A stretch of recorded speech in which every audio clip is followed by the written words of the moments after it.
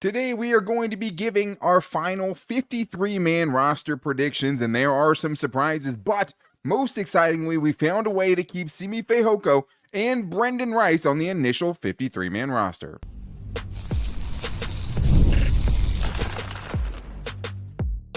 You are Locked On Chargers, your daily podcast on the Los Angeles Chargers. Part of the Locked On Podcast Network, your team every day. What is up, and welcome into the Locked On Chargers podcast. I'm your host, Daniel Wade, joined as always by my co-host, David Drogemeyer, and we've been covering the Chargers together now for 9 seasons.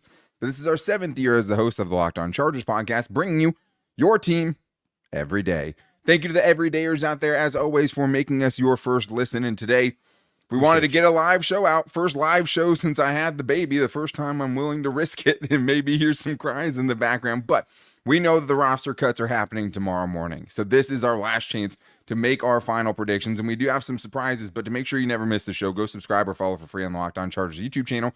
And listen wherever you get your podcast from. Today, we are getting into our final predictions, starting with the Chargers keeping 7 wide receivers. And I'm going to tell you exactly why I think it absolutely is possible, even for a Jim Harbaugh, a Greg Roman, a Joe Hortiz team with this new regime. I absolutely think it can happen.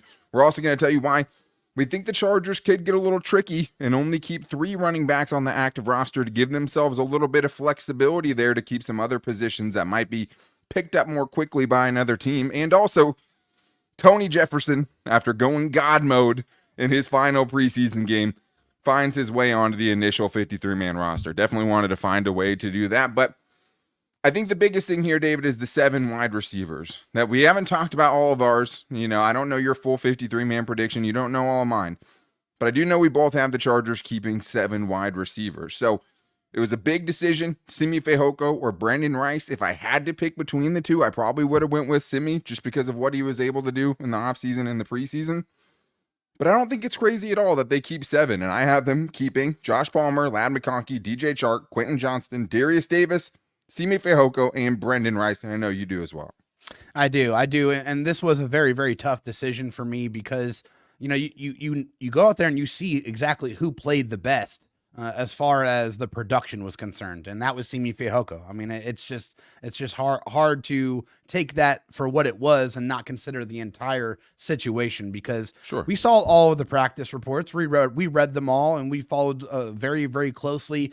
Brenden Rice was making a ton of plays in practice and it seemed like he was making plays with Justin Herbert. And obviously when we get to week 1, Justin Herbert's going to be the guy throwing the football. So you have to keep that into account. And also the quarterback play, it just wasn't sufficient enough to really get a good enough idea of what Brenden Rice was capable of doing in a game day situation. I think, you know, with his performances in practice and, you know, just the consistency throughout, that's why I felt like this was something I was going against the grain on because I thought for sure it was only going to be 6 wide receivers, but I think these guys deserve it and they earned it. Yeah. So that's why I have all 7 of these guys making the cut.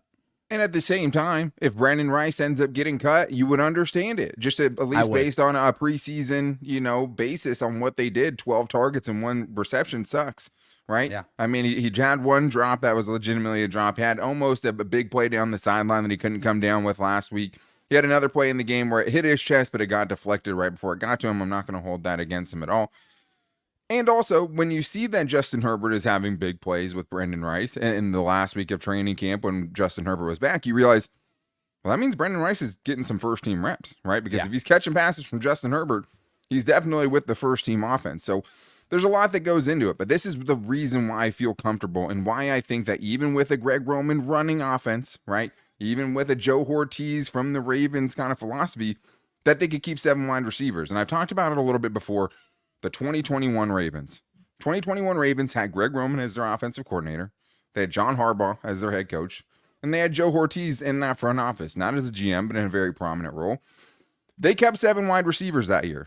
They also kept 3 running backs and 3 tight ends, which I don't think you would think for a run-heavy team like the Ravens. This is why I think it can happen again. The Ravens wide receivers in 2021 were Hollywood Brown, who was 24, Sammy Watkins, 28, Tylan Wallace, 22, Miles Boykin, Rashad Bateman, Devin Duvernay, James Prochet, a lot of young receivers. Those ages averaged out to 24.3 years old on average were those receivers. Very young group. When you do that for these 7 wide receivers for the Chargers, the average age is 24.6. Yeah, it's only a 4-month difference, basically. So I could see it happening again. And this is kind of how I did it. It wasn't, to me, Brenden Rice versus Simi Fehoko, right? Because it could also be Brenden Rice versus a Stone Smart or versus a Jaret Patterson, right? And taking away from another position. So I think they absolutely could keep 7 wide receivers. I'm not saying I would, guarantee it, but when I was doing this, I couldn't find a way to leave Brenden Rice off. So let's talk about the quarterbacks here. Obviously, we have 7 receivers. Quarterbacks, no surprises, David. Justin Herbert and Easton Stick. And I know what people are thinking, how does Easton Stick make this team? Because there's nobody else. I think that's probably answer number 1. But also, David, it could be a temporary move for the Chargers.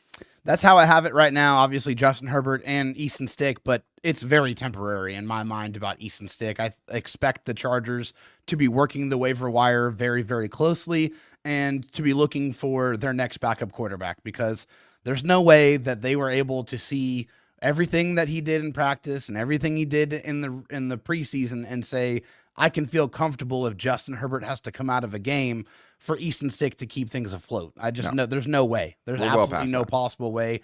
We know that Jim Harbaugh is a smart football coach. He knows what's going on way better than any of us. So that means that he's going to go get a backup quarterback that he feels like can at least maintain while Justin Herbert may miss some time. Obviously, we hope that doesn't happen at all. Just don't lose us the game. Exactly. Right? Just keep us afloat. That's all we're asking for, and Easton Stick is not capable of doing that. So this is a temporary situation for him. And if he had progressed after last year and built upon those 4 games where he had some decent moments, he could have been that guy. But obviously, we saw the regression there. And at the end of the preseason, there's just no way that you can come to the conclusion that he's a viable backup quarterback. A lot of teams are in the same situation, right? What did the Packers just do? They just signed for traded for Malik Willis because they didn't feel good about their backup quarterback situation. So I would say keep an eye on that. Keep an eye on the Chargers and the Browns. Maybe the Chargers want to send a 7th round pick to get Tyler Huntley, a guy who's been the backup quarterback some comp picks to use for Greg Roman before. So these, we could see it. It might come out even after the deadline happens because I'm sure all these things are in the works literally as we're speaking to you right now.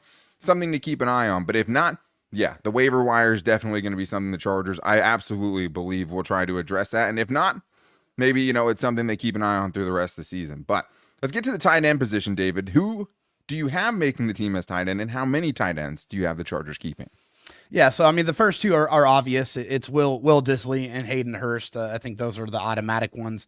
After that, it was a difficult decision for me, but I don't feel like anybody kind of rose to the occasion to steal the roster spots from Stone Smart and Donald Parham Jr., so I have them keeping all 4 of those gentlemen, with the caveat that I expect them to look to upgrade that position as well. So I feel like they may keep 4 tight ends as of right now, and that might be the number, but it might not be the names that you see when the Chargers kick it off week 1.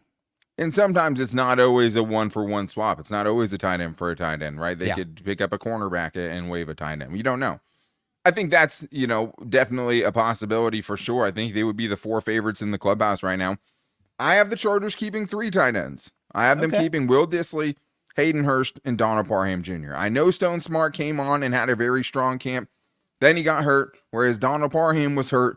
Then he came on really strong, and I think showed in that last week with Justin Herbert how much of a weapon that he can be. He's more of a proven commodity in that way. I don't think either one of them is a good blocker, and that's really what it came down to for me is I just don't think you need 2 guys that have that same skill set. And who's the bigger weapon in the red zone? It's obviously 100%. Donald Parham Jr. Totally obvious, and this is my thing. Where I'm picking 7 receivers, where does it come from? I would rather have Brenden Rice than Stone Smart. That's what this came down to. Basically, right? I'd rather take the chance on Brenden Rice and see if I can slip Stone Smart onto the practice squad, which I don't think is far-fetched by any means. I think that's absolutely possible to do. So this is kind of how I was, constructing it. Like I said before, the Ravens did keep 3 tight ends and 3 running backs in 2021 when they kept 7 wide receivers. They also had a fullback, so that, makes it 4.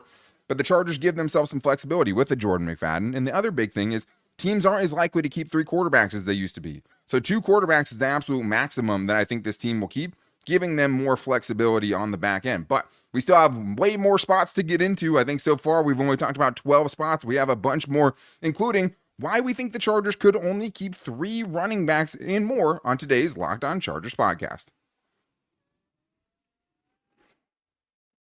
First, though, I need to tell you guys about FanDuel. I know you've heard us talk about FanDuel a lot, America's #1 sportsbook. Well, we have something a little different for you because right now through September 22nd, all FanDuel customers can bet $5 and get a 3-week free trial of NFL Sunday Ticket and YouTube TV. Then with a YouTube TV base plan, you'll be able to watch every regular season Sunday afternoon out-of-market game. All you need is a Google account and a current form of payment, and you can cancel anytime. I know you guys probably don't know where we're going with this, except for you should, because we're going with the damn Padres because the Padres have been on a heater. We keep winning. We're sticking with it. The Padres beat the Cardinals and beat up on them. I told you they would cover that 1.5 runs, and they absolutely did. They won by 3. We're going with them on the money line tonight, playing the Cardinals again, or tomorrow, and I'm used to doing this the night before. Today, it's live. There's no doing that. But tonight, Cardinals, Padres, -1.5 at +122 I like, but you can go with the money line at -136. That's a safe bet. I think they're going to win again. They're going to get the winning streak going. All you have to do is visit FanDuel.com/lockedon to download America's #1 sportsbook.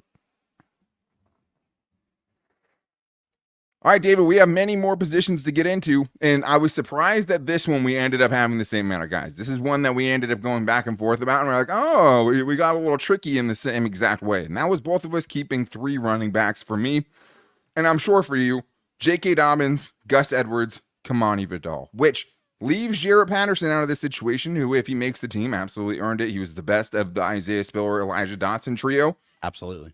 But why did you have them only keeping 3 here? Yeah, I only had them keeping 3 because I have some, people that are going to be kept on the defensive side. And whenever you take away from one position, then it's going to affect another one. And so I felt like this was a spot where I didn't see anyone really go out there and really blow me away. And yeah, Jarrett Patterson was good. I feel like solid, he was good. He was solid, but I don't feel like he did anything that made me feel like, oh man, I have to find a way to keep him on my 53-man roster. And I feel like also he's probably a prime candidate for the practice squad. And absolutely. I don't feel like there's going to be a lot of people out there that are probably going to put a lot of waiver claims in for him. So I feel like it's a pretty safe bet that he's going to be able to get there. And yeah, I had to make room for some people on the defensive side. And this is one of those places where I had to take from. But I feel very good about what these 3 running backs are capable of doing. If they're all healthy, I like the contrast in styles. And I think for Kamani Vidal, people are like, man, we only saw him in 1 preseason game. I think it's because the Chargers saw exactly what they saw in college. It translated immediately. Everything was the same. So I felt like they felt comfortable that they got exactly who they drafted. And that's the guy that they want to be their 3rd running back.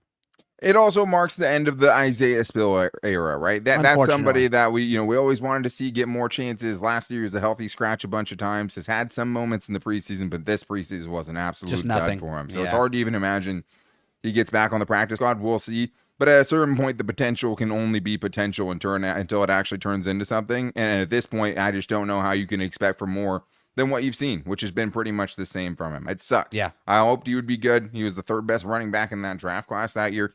It just never worked out. So I think Elijah Dotson couldn't replicate that special preseason that he had in 2023. 2 40-plus yard touchdowns in the same game. Jarrett Patterson, like we said, was solid. I just think he's, out of the guys I had a hard time deciding whether to keep or not, I feel like he was one of the most likely guys that I could slip onto the practice squad without getting claimed by another team. And also, 3 running backs are getting the ball on game day. And that's it. Like that it is what it is. Whoever's that 4th running back is going to be a special teams guy. You can elevate that guy from the practice squad if you need to. If you really have a great rushing attack, you should be able to put a replacement level running back in there as your 4th running back and still be able to find value there. So That's why I felt that okay doing it. But we have a lot more guys to get into. So let's speed it up a little bit and get to the offensive line. I have 9 offensive linemen making it, David. Rashawn Slater, Joe Alt, Zion Johnson, Bradley Bozeman, Trey Pipkins, the starting 5. Then I have Jamari Sawyer, Jordan McFadden, Brenden Hymus, and Foster Sarrell. Are we in lockstep there? Yeah, mine are exactly the same. And I think maybe they might go look to upgrade backup center if they look for a spot. I think Brenden Hymus was okay. He played decent at times, but they might look to get somebody with a little more experience. Absolutely, they could. My sweet boy, Willis Patrick. There won't be, a Patrick Willis that plays for Jim Harbaugh and then a Willis Patrick that plays for Jim Harbaugh. Maybe. I think he absolutely deserved a practice squad. Yeah. I mean, I think it was like 70 pass blocking snaps and gave up one pressure. Yeah, he was rock solid. Yeah. He was very, very solid. I'd say him, Carson Barnhart are probably the top guys as far as, the practice squad candidates. Alex Leatherwood, I think, head and shoulders above everyone else. Bye. Gave up way more pressures. I think he had 11 pressures allowed when the next he was a turnstile. At 3. It is what it is. He used to be a good run blocker. I think they were counting on that, maybe an extra offensive lineman. But Foster Sarrell, I think, really separated himself here by the ability to play guard. He actually played a little bit better this year than he did last year in the preseason, and I think that's enough, that flexibility, to keep him on the squad. So, no huge surprises here. I feel for Tyler McClellan, right? Played really well until he got carted off the field, and that sucks. But he's the guy I hope, next year comes around, maybe futures contract, something like that. Maybe they, we can get him back when he comes this year on the practice squad, whatever that is. I'd be definitely interested in seeing him again. Let's flip it to the other side of the trenches, David, with the Chargers defensive line. This was a tough one as well because I think a lot of the offseason, I thought they would probably keep 5 and maybe you have a Christopher Hinton fighting for that last spot or a Gerard Clark fighting for that last spot. Then they added Tier Tart, and I think he absolutely showed in the 2 preseason games that he played that he should be on this roster. So how did you balance that? How many defensive linemen did you end up with? Yeah, I actually have 6 defensive linemen here. It's Tito Abonia, Scott Matlock, who is probably going to play a little bit of defense and offense from what we saw. Morgan Fox, the pass rusher extraordinaire. The rookie 4th-round pick, Justin Eboigbe, and, of course, Poona Ford, and then Tier Tart, the guy they brought in late but showed very quickly that he has a lot of juice, and he's going to be effective against the run, and he's got some really quick hands. Yeah, he moves really quick, and I think also gives you the ability to be like a nose tackle that can stand up against double teams and hold his ground when you need him. I think he showed that. Yeah, I think we of course, we grew up watching Jamal Williams. We know how important it is to have an immovable object in the middle of your defensive line, and I think it still brings value today. I have the same. The interesting one is Justin Eboigbe because he was so quiet, right? Like we just didn't hear anything from him. Then he exploded for 4 pressures in the last game against the Cowboys. And I think maybe he didn't solidify his spot as a 4th-round pick. Maybe they would have just kept him to develop him anyways. I think that was probably always the plan. But it was hard to imagine he was going to make an impact this year based on how he played. Showed a little something, right? Showed us a couple flashes that's like, okay, I see it now. Definitely can at least argue for him being on the roster. So you were happy with that. I think he's going to be a good run defender as a rookie. Like I think that has a little ways to go, and the speed of the game he has to catch up to a little bit. But just seeing how rugged he was at the collegiate level and just how good that area of his game was, the pass rush worries me a little bit. But I think he's going to be rugged no matter what. So let's get to the edge rushers here, David, because there was one guy, Tre'Mon Morris-Brash, that did everything he could to earn a roster spot after the big 4 that we all know are making the roster. Could you find room for Morris-Brash when you're getting to your final 53? Yeah, this one right here was probably one of the most difficult decisions that I had to make for my 53-man roster. Shame on you.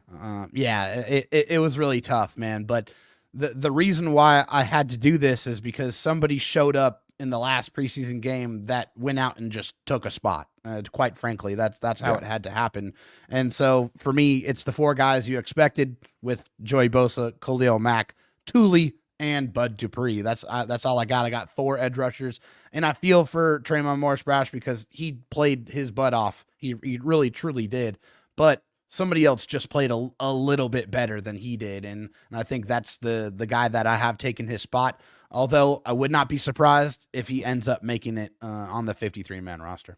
We did hear Jesse Minter, when talking about Chris Rump, talk about what it brings to the table having that 5th guy, right? And why it would make sense for them to keep a 5th guy, especially when you have someone like Joey Bosa has been so injured in the past. The other part of this conversation is I do think that Chris Rump will go on IR. So I agree. I just learned about this recently. Hand up, the NFL changed the rules this year to where you can have 2 short-term IR candidates before you get down to the cut day. So it used to be before, if you wanted to put somebody on IR, if they did it before the cuts, they had to be out the entire season. Now you can have 2 guys on IR who can be short-term IR when you make the cut so they don't have to count as a roster spot. So I think Chris Rump is going on that list, saves a roster spot there. And I do have Tre'Mon Morris-Brash making the team. So it also, hey, I only had 3 running backs.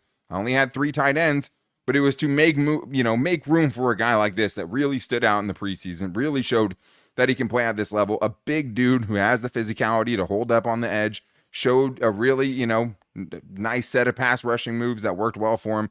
A pick, a sack, a touchdown in the last game of the preseason.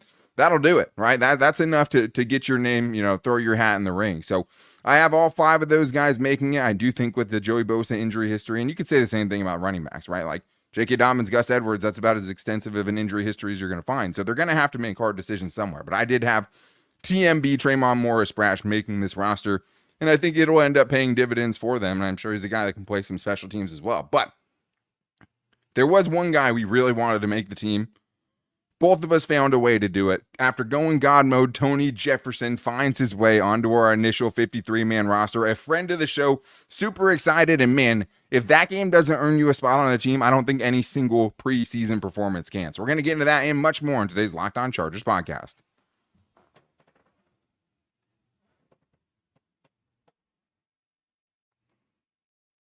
David, let's get into the rest of our roster here. We still have to talk about safeties. We still have to talk about cornerbacks. Can JT Woods make the roster? If he does make the roster, is he going to be considered a corner or a safety? And then what do you do with the linebacker room? There's got 4 guys you feel really good about making the roster. What do you do with Nick Niemann, who's been hurt the last couple of weeks? A lot to get into. But first, I want to tell everyone to make sure they're checking out the Locked On Fantasy Football podcast for their second listen. And my main thing here is just, you don't want to end up in a Waffle House having to eat your way out of 24 hours and you get 1 hour subtracted for every waffle that you eat. You might get in a fight with one of the line cooks too. Like, a Waffle House seems like a dangerous place at times. Those guys all know how to fight. Don't fight anyone that works at Waffle House. To make sure that doesn't happen, go subscribe to the Locked On Fantasy Football podcast. If you listen to that, I guarantee you will not get last and have to serve some insane punishment in your fantasy football league. And you can find it wherever you get your podcast from and on YouTube as well. Let's get to the safeties first, because we both have Tony Jefferson making the final 53-man roster. So, David, how many safeties did you end up with? We know Tony Jefferson is there and he earned it. How many did you end up with and why? Yeah, I actually have 5 safeties making the team here. And the reason why I have 5 is because one of them in JT Woods showed, a lot of versatility playing. So you have JT Woods making it as well. I do have JT Woods making it because, he showed the versatility of playing outside corner, playing in the slot, with obviously the ability to play safety as well. And I think Jesse Mitchell sees JT Woods. So just to be clear about it, who is it, right? It's Derwin James, it's Derwin James, Alohi, AJ Finley, right? Tony Jefferson, and JT Woods. And for me, Tony Jefferson earned his roster spot in that last preseason game because he, quite frankly, showed everybody that he didn't deserve to be on the field with the rest of those players. 14 tackles, 3 turnovers, a sack. It's an unreal stat line. It just showed me that this guy right here has a lot of gas left in the tank, and he proved it. And JT Woods saved himself with the versatility because he was a guy I had on the cut line for sure. But I feel like that versatility saved him. Yeah, it definitely brings something else to the table. I have the Chargers keeping 4 safeties: Derwin James, Alohi Gilman, AJ Finley, and Tony Jefferson. And I think especially when you have the inexperience of someone like a JT Woods and an AJ Finley who played less than 100 defensive snaps last year, it might be nice to have somebody with a good defensive experience behind your top 2 guys in Derwin James and Alohi Gilman. Outside of the one big performance, I just think he brings a lot to the table from that room, and also can bring, some leadership and to he knows some the young guys you have really grooming well there. Yeah, and he showed that, right? He put himself in the position to make plays all day on Saturday. He absolutely earned this spot. But you'll notice that JT Woods is not here on my list, right? Safeties, I have 4 of them. And that's because I have him making it as a cornerback. I have the Chargers keeping 7 cornerbacks on this roster, and I have JT Woods included in that. And I'll tell you why. I have Asante Samuel Jr., Christian Fulton, Jasir Taylor, Dean Leonard, Tarheeb Still, Cam Hart, and JT Woods.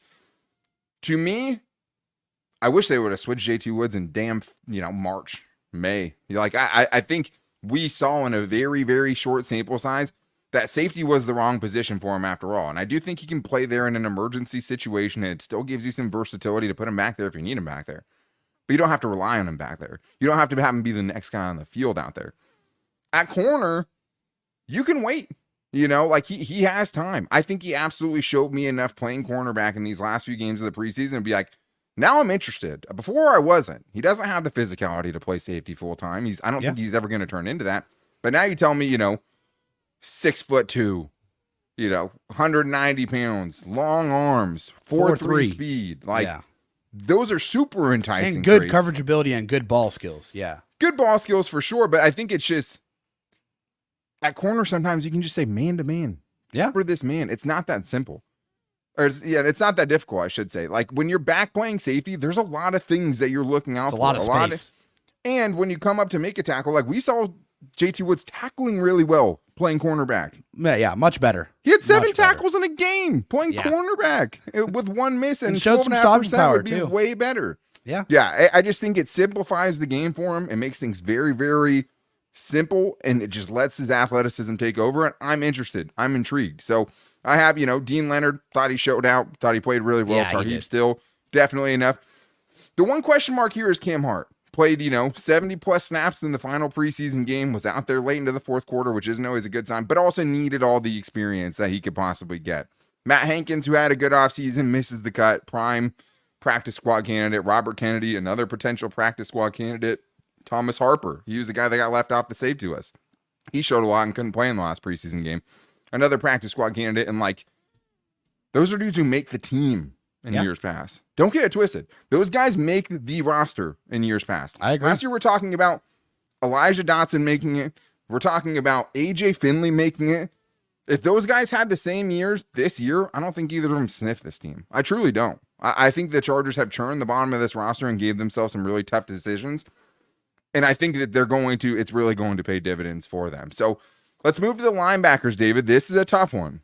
I have them keeping 4 linebackers, and I don't have them keeping Nick Niemann because I think he's going to get put on IR. Same thing as Chris Rump. I think if he's not ready to go and you have to have him miss 4 weeks, whatever, do it. Yeah. The only thing about this is linebacker is a key special team position. Usually, where another guy will get kept here just specifically for special teams.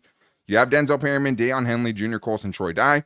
Junior Colson and Troy Dye should both be great special teams players. I'm not super worried about that. Yeah, absolutely. And then I think having Nick Niemann go on the short-term IR to start the season after he got hurt, I think is a good way to find the flexibility you need to make this the most well-rounded team possible. Yeah, I have it exactly the same way as well because I had the corners staying the same. So, yeah, I have Denzel. I have, Deion Henley, obviously, who I expect to be the starters, and then Junior Colson.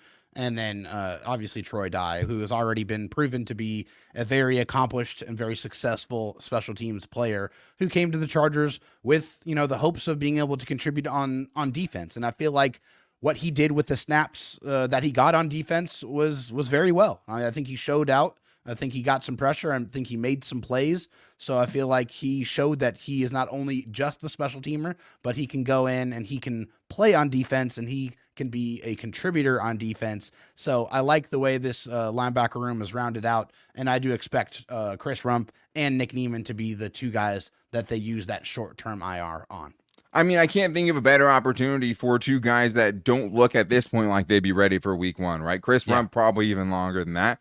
But why not use that to your advantage? Why not maximize that new rule and find a little bit of roster flexibility so you can keep some of these young, promising players away from other teams who are doing the same thing the Chargers are doing at this point and scouring the land to see if there's any, talent that's out there that's going to get squeezed out of, talented rosters.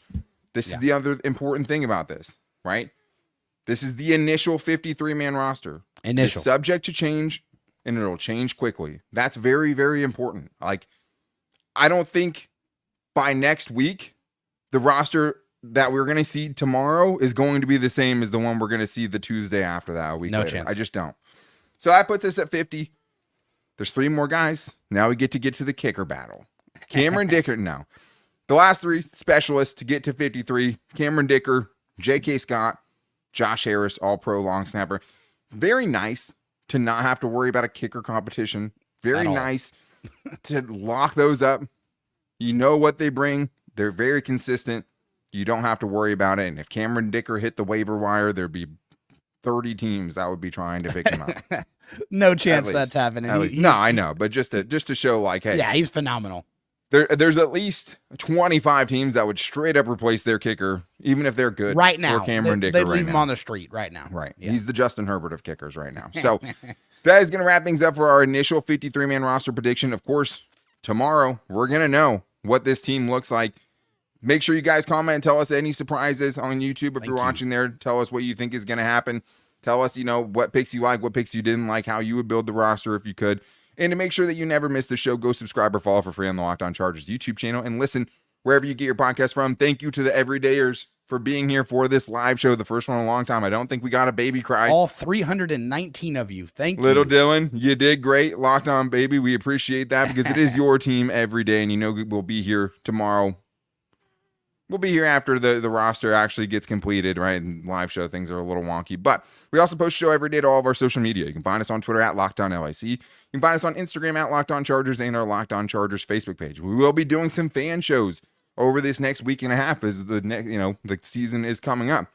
But until then, though, make sure you guys are following us all those places, subscribing on YouTube, listening wherever you get your podcast from, and also contributing when we put a post out, getting your questions on, or calling into the voicemail line at 323-524-7924 so you can get your voice on the show. It's a lot of fun that way. We love doing it, and we love getting you guys involved. But that's going to do it for us today. Make sure you guys are back here when we react to what this 53-man roster looks like. But until then, guys, take it easy and go Bolts.